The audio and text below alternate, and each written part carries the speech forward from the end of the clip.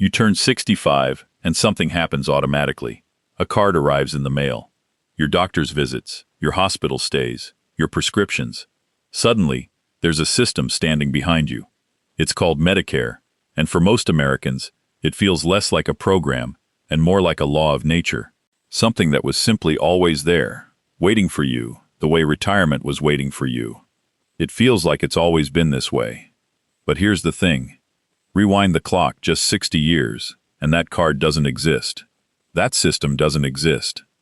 If you were 65 years old in 1960 and you got sick, seriously sick, there was no federal safety net catching you, no Medicare, no Medicaid, just you, your family, and whatever savings you had left. Picture it. A retired factory worker in Ohio develops heart trouble. The hospital bills start arriving, and they don't stop. His children start selling what they can. His wife takes in extra work. This wasn't a rare tragedy. For millions of older Americans, this was simply what growing old looked like. A slow, private financial siege, fought without institutional help, one hospital bill at a time. And the strange part? Social Security already existed by then. That federal promise, the one we've told you about before, had been law since 1935. Retirement income was, at least on paper, secured. Healthcare was not. So this isn't really a story about doctors, or hospitals, or insurance forms. It's a story about what a country decides counts as protection, and what it decides you're still on your own for. It's about the gap between the promise a government makes and the promise it actually keeps. So let me take you back to the very beginning, to 1935, to the exact moment America built half a safety net, and quietly, deliberately, left the other half for someone else to worry about. To understand the gap, you have to go back to the room where Social Security was born. 1935. The Great Depression had gutted the country's savings, wiped out private pensions, and left millions of older Americans with nothing to fall back on. Before this law, growing old in America without family support usually meant one of two things: charity or the poorhouse. For the first time, the federal government was about to promise something radical. That old age would no longer mean falling off a cliff with no net beneath you. The Social Security Act passed, and a new federal insurance system for retirement income came into existence, funded by payroll contributions from workers and employers alike, building a fund that would, in theory, protect people for the rest of their lives. But, and this is the detail that gets lost, the architects of that law were not naive, and they were not thinking only about pensions. Franklin Roosevelt's own Committee on Economic Security, the body tasked with designing the bill, had looked seriously at a much bigger idea: national health insurance, built right into the same package. Early drafts and internal discussions treated health care as a natural companion to retirement income, two halves of the same promise, born in the same room, at the same table. They left it out, on purpose. Why? Because the political cost was too high. The American Medical Association was already one of the most powerful lobbying forces in Washington, deeply opposed to anything resembling government-run medicine, well-funded, well-organized, and willing to fight it publicly, doctor by doctor, state by state. Roosevelt's advisors ran the calculation and didn't like the odds. Attach health insurance to the bill, and you risk sinking the entire Social Security Act, retirement income and all, in a single legislative battle neither side could afford to lose. So a choice was made. Secure the pension system now, while there was still political will to pass it. Leave health care for another day, another fight, another Congress, another president entirely. That another day would turn out to be 30 years away. This is the detail worth sitting with. The gap wasn't an oversight. It wasn't something that simply never occurred to anyone in that room. It was a deliberate, strategic amputation. A decision to build half a safety net, because building the whole net at once risked losing everything, including the half that could actually pass through Congress. And so, in 1935, America made older Americans a promise about money, and stayed carefully, deliberately silent about medicine. For the next 3 decades, that silence had a cost, and it wasn't paid by the men who wrote the law, in the rooms where these calculations were made. It was paid somewhere else entirely, in homes, in hospital waiting rooms, one bill at a time, by the very people the law was supposed to protect. So what did that cost actually look like, up close? So Social Security was law. The pension checks went out. And for 30 years, if you were old and you got sick in America, here is what that silence actually meant. Start with a single, staggering number. On the eve of Medicare's creation, roughly half of all Americans aged 65 and older had no health insurance at all. Not limited coverage. Not bad coverage. None. According to the Kaiser Family Foundation and the federal government's own records, about half of the nation's seniors were completely exposed to whatever medicine cost, right at the age when the human body starts to need medicine the most. Sit with the cruelty of that arithmetic. The people most likely to fall ill were the people least likely to be covered. And it was not an accident of bad luck or a gap that fixed itself over time. It was the structure of the market itself, working exactly as designed.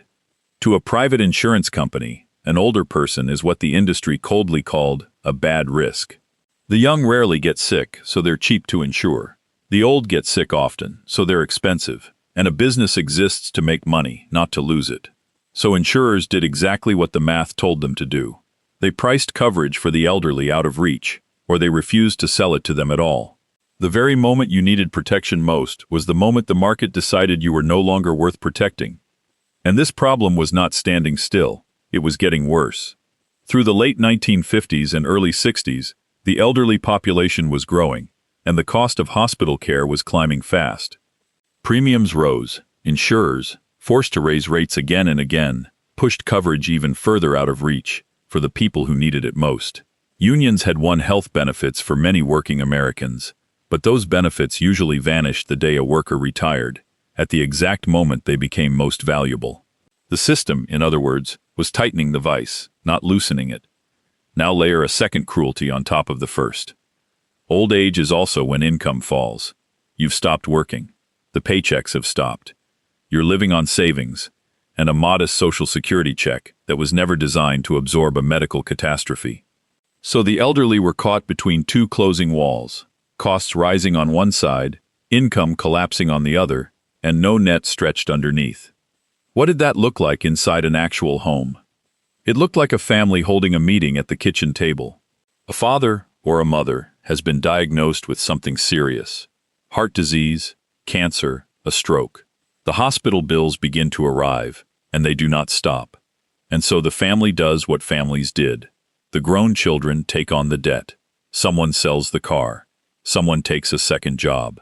Sometimes, the house itself, the one asset a working family spent a lifetime paying off, is sold to cover a single illness. An entire family's financial future, undone by one diagnosis. This wasn't a rare tragedy that made the newspapers. It was ordinary. It was the quiet, standard cost of growing old in America, paid in millions of households, year after year, with no headline and no help. The suffering was real, but it was private, dissolved into individual homes, invisible to the country as a whole, precisely because everyone bore it alone. There was no collective outcry, because there was no collective experience. Just millions of separate, silent kitchen table meetings, each family convinced it was facing its misfortune by itself. And here's what makes it sting. The country was not poor. This was the America of the 1950s and early 60s. Booming, confident, building highways and suburbs, the richest nation the world had ever seen. It had already decided, back in 1935, that no elderly American should starve. It had built a system to guarantee that. But it had drawn a line. Income, yes. Health, no. A retiree was protected from running out of money in the ordinary sense, but not from the one expense most likely to bankrupt them. The safety net had a hole in it exactly the size and shape of a hospital bill. So the question almost asks itself, if the problem was this obvious, this widespread, this well-documented, why did it take so long to fix? Why 30 years? The answer is that America did try to fix it before 1965. There was an attempt.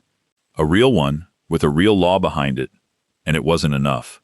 By the start of the 1960s, the pressure had become impossible to ignore. The problem was too big, too visible, too documented in report after report. Washington had to do something. So in 1960 it did. Congress passed a law called the Kerr-Mills Act. named for its two sponsors, Senator Robert Kerr of Oklahoma and Representative Wilbur Mills of Arkansas, one of the most powerful men in Congress. On paper, it was the answer everyone had been waiting for. Its formal name was Medical Assistance for the Aged, and its purpose was exactly what the country needed: federal money sent to the states to help cover the medical bills of older Americans who couldn't afford them. Finally, a solution. Except it wasn't. To understand why Kerr-Mills failed, you have to understand one word buried in its design: optional. The federal government would provide the funds, but only to states that chose to build a program and put up matching money of their own. Washington could offer. It could not compel. And so the fate of a sick, elderly American now depended entirely on an accident of geography, which state line they happened to live inside. The results were exactly what you'd expect when help is optional. 3 years after the law passed, only 28 states, barely more than half, had bothered to set up a program at all. The rest simply declined the money and left their elderly citizens exactly where they had been, alone. And even inside the states that did participate, the coverage was wildly uneven. Generous in one place, threadbare in another, a patchwork of benefits stitched together by 50 separate governments with 50 separate levels of will. Then came the part that felt almost designed to humiliate. To qualify for help under Kerr-Mills, an older person typically had to prove they were nearly destitute. In many states, that meant submitting to invasive investigations of your finances and spending down your savings almost to nothing before the state would step in.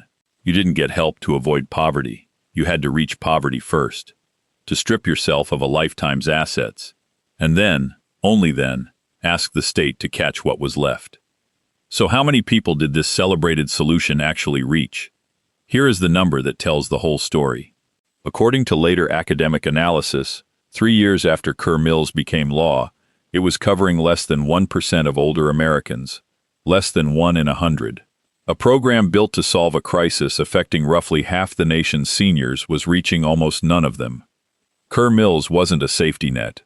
It was the idea of a safety net, announced, funded on paper, and then quietly left to the states to ignore.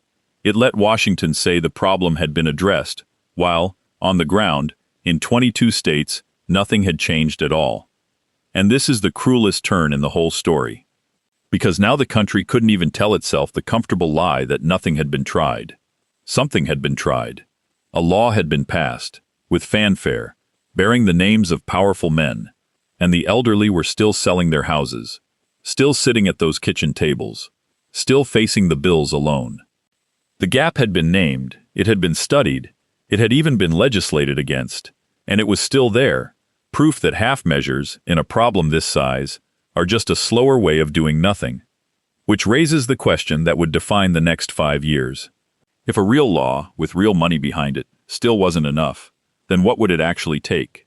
If Kerr-Mills proved that half measures wouldn't work, then the only thing left was the full measure, the very thing Roosevelt's advisors had backed away from in 1935. Real, federal, guaranteed health coverage for the elderly. And the fight to pass it would take 5 more years, 3 presidents, and one of the most lopsided elections in American history. It began in earnest in 1961. A new president, John F. Kennedy, made health insurance for the elderly a central promise of his domestic agenda. The public was with him. Polls showed broad support for the idea. But support in the country is not the same as votes in Congress, and Kennedy ran headlong into a single, immovable obstacle. His name was Wilbur Mills.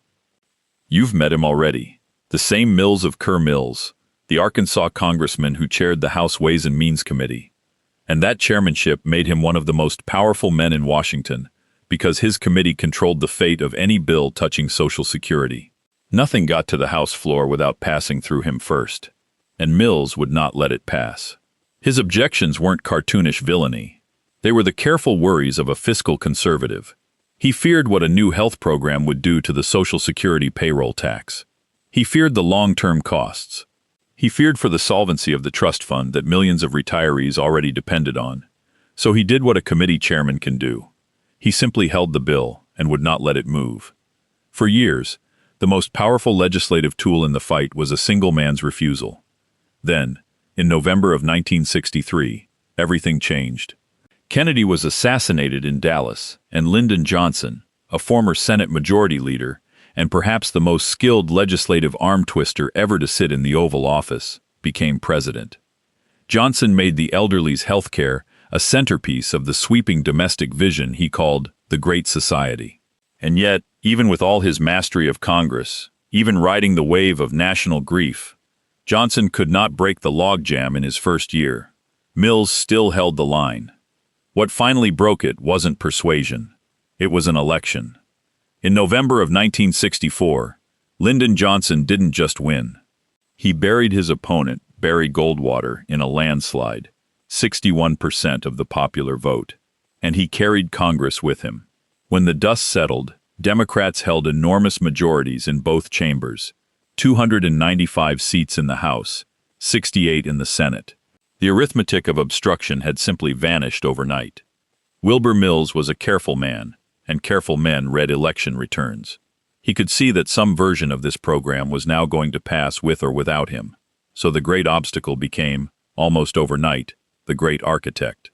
Rather than be run over, Mills sat down and engineered the compromise himself, a clever three-part design that would define American healthcare for the next half-century. Hospital coverage for the elderly, funded through Social Security, a second voluntary plan to help cover doctors' bills, and a third piece, an expansion of the old Kerr-Mills idea into a broader program for the poor of all ages. The elderly's plan would be called Medicare. The program for the poor would be called Medicaid. Two names, born in the same bill, out of the same 30-year wait. Even now, the opposition didn't disappear. The American Medical Association, which had fought this idea since Roosevelt's day, spent heavily to stop it, warning the country that government-funded medicine would be a dangerous step toward socialism. They floated their own alternative to draw support away, but the numbers in Congress were no longer on their side. The votes were there. After 30 years, the votes were finally, undeniably there. And so the bill moved, out of Mills's committee at last, through the House, through the Senate, toward a desk where a president was waiting to sign it, and toward a small ceremony, in an unexpected town, that would close a wound the country had carried since 1935. On July 30th, 1965, Air Force One did not fly to a signing ceremony at the White House. Lyndon Johnson chose a different destination. He flew to a small city in Missouri, Independence, and to a modest presidential library, to sign the bill in front of one specific, aging man. That man was Harry Truman, and the choice of that place, that witness, was Johnson's way of closing a very long circle. Because Truman had been here before. 20 years earlier, back in 1945, Harry Truman had become the first American president to formally propose national health insurance to Congress. And Congress had said no. The idea had been branded, studied, buried. The same fight, the same opponents, the same word, socialism, thrown at the same proposal. Truman had lost, and he had spent the 2 decades since watching the elderly of his country pay the price for that defeat, one hospital bill at a time. So when Johnson signed the Social Security amendments of 1965 into law, he did something deliberate. He enrolled Harry Truman, then 81 years old, and his wife Bess, as the very first beneficiaries of Medicare. He handed the old man the first Medicare card in American history. Truman, visibly moved, would call it a profound personal experience. The seed planted in 1945 and left to lie dormant for 20 years had finally flowered, in time, just barely, for the man who planted it. And what Johnson said that day named the exact wound this whole story has been about. Standing beside Truman, he declared that no longer would illness crush and destroy the savings that older Americans had carefully put away over a lifetime, so they might live their later years in dignity. No longer, he said, would young families watch their own incomes and their own hopes eaten away, simply because they were carrying out their deep moral obligations to their parents. Listen to what he was describing. The car that got sold, the house that got sold, the second job, the grown children taking on the debt, the kitchen table. Johnson wasn't speaking in abstractions. He was describing, out loud, from a podium, the exact private catastrophe that millions of American families had been living through, alone and unseen, for 30 years. And he was saying, That ends now. And it did end. Fast. The change was not slow or theoretical. In the first 6 months of the program alone, more than 2.5 million Americans received hospital care under Medicare. 2.5 million people, in half a year, who under the old system might have gone without, or gone bankrupt trying. The dam that had held for 30 years didn't crack. It broke all at once. With one signature, the safety net that had been built with a hole in it back in 1935 was, at last, made whole. Medicare would cover the elderly. Medicaid would cover the poor. The 30-year silence was over. But here is the thing to carry with you. That net you were born assuming was permanent, automatic, eternal, a law of nature, is nothing of the kind. It is younger than living memory. It was fought over for 3 full decades, nearly lost more than once, and won by the narrowest of political windows in a single extraordinary year. The protection that feels like it was always there was, in truth, almost never there at all. And a thing that was built by a decision can always be unbuilt by one. Which is why the questions asked in that auditorium in 1965 have never entirely gone quiet. So the next time that Medicare card feels like just another fact of American life, as permanent as the flag, as old as the country itself, remember Independence, Missouri. Remember the man from 1945 who had to wait 20 years to be caught by the net he first imagined. Remember the 30-year silence between the promise of 1935 and the answer of 1965, and the millions who paid for that silence at kitchen tables all across the country. Because that is the real lesson hiding inside this story. The protections we treat as the natural background of our lives, the ones that feel like they were simply always there, were not handed down from some founding moment. They were built, argued over, nearly lost, won late, and won narrowly, by ordinary political choices made by fallible people in a particular room, in a particular year. A safety net is not a law of nature. It is a decision a country makes, and keeps choosing to make. And once you can see that, once you understand that the ground beneath you was laid by human hands, and not so very long ago, you start to see your whole world a little differently. You stop mistaking what is recent for what is eternal. Now, I want to hear from you. If you had been an American family in 1955, facing a serious illness with no coverage and no help coming, what would you have done? Sold the house? Leaned on your children? Tell me in the comments below. I read them. If this story showed you something about America you'd never been told, do me a favor, hit that like button, and subscribe to the channel. We are uncovering the hidden origins of the systems you were taught to take for granted, one forgotten decade at a time. And if you want to understand how fragile these systems really are, how quickly a nation's foundations can crumble when the guardians of the system fail, then watch this one next.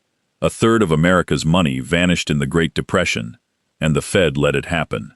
The story of 1965 began in the wreckage of the 1930s. Go see how that wreckage was made. I'll see you there.